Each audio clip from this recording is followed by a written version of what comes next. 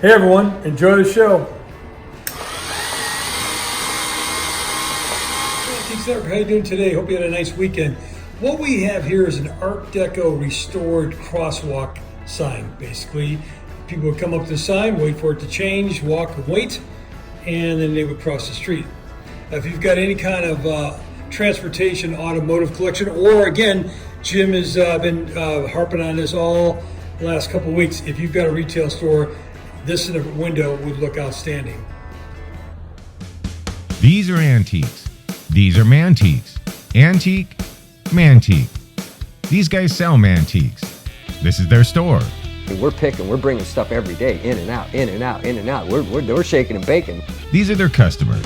Give me the rundown on the GMC. This lived in a bar in Ghent in Belgium. Follow Jim and Jeff from 9 to 5 or after hours as they buy, sell, and restore the coolest stuff for the coolest collectors worldwide.